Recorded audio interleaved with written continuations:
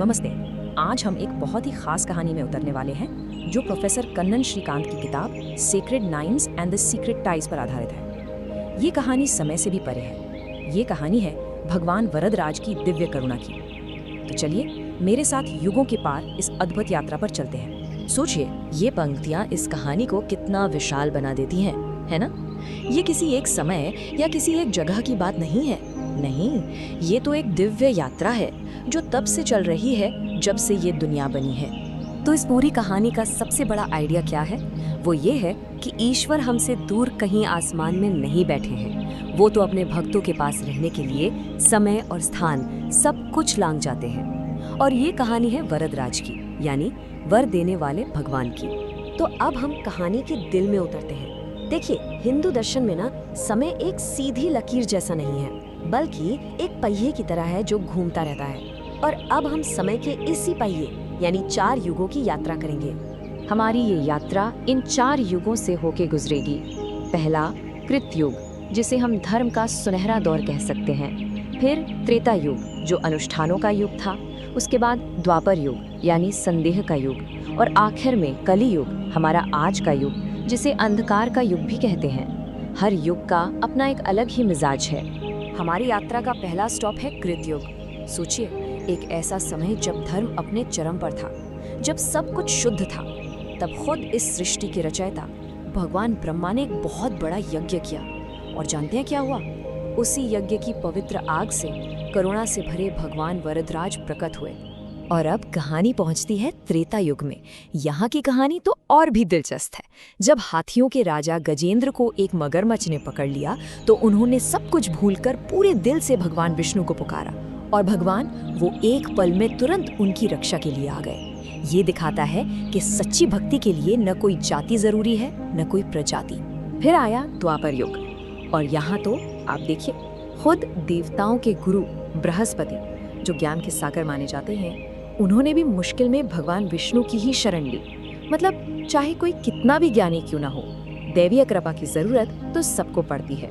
और फिर आता है हमारा युग, कलियुग, जिसे अज्ञान का, अंधकार का युग भी कहते हैं। लेकिन यहाँ भी भगवान ने हमें अकेला नहीं छोड़ा। इस मुश्किल समय में भी उनकी कृपा हम तक पहुँच सके, इसके लिए दिव्य सर्प आदि शेष ने खुद अवतार लिया और हमें भक्ति का रास्ता दिखाया। तो इन चारों युगों की लंबी यात्रा करने के बाद भगवान वरदराज ने आखिर एक जगह चुनी, अपना एक दिव्य धाम, जहां वो हमेशा के लिए बस गए। ये उनकी इस लौकिक यात्रा का सबसे सुंदर पड़ाव था। और जानते हैं इस जगह पर भगवान ने क्या रूप लिया? किसी सोने चांदी की मूर्ति का नहीं, बल्कि एक पेड़ का, अति वृक्ष। ये एक पवित्र अंजीर का पेड़ है और अथर्व वेद में तो इसे इच्छा पूरी करने वाला पेड़ कहा गया है। भगवान वरदराज ने हस्तिगिरि पर इसी पेड़ का रूप धारण किया था। और बस हस्तिगिरि पर्वत पर प्रकट होने के बाद भगवान वरदराज ने अति वृक्ष का रूप लिया और पवित्र अनंत सरस सरोवर के जल में बस गए। उनकी युगों की यात्रा यहाँ आकर पूरी हुई।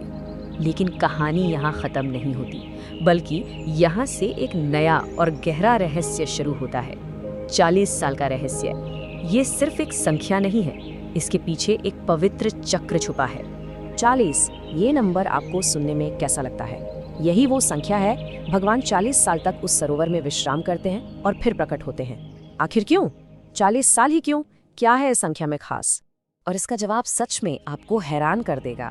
ये जो 40 साल का चक्र है ना, ये एक आध्यात्मिक पुनर्जन्म का प्रतीक है। ठीक वैसे ही जैसे एक शिशु माँ के गर्भ में 40 हफ्तों में एक नया जीवन पाता है। कितना गहरा और सुंदर कनेक्शन है ना?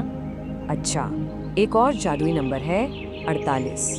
जब भगवान दर्शन देते हैं तो वो 48 दिनों के लिए होता है, और इस पूरे समय को मंडल उत्सव कहते हैं। तो ये मंडल क्या है? असल में ये 48 दिन कोई ऐसे ही नहीं चुने गए। ये हमारे पूरे ब्रह्मांड का एक छोटा सा मॉडल है।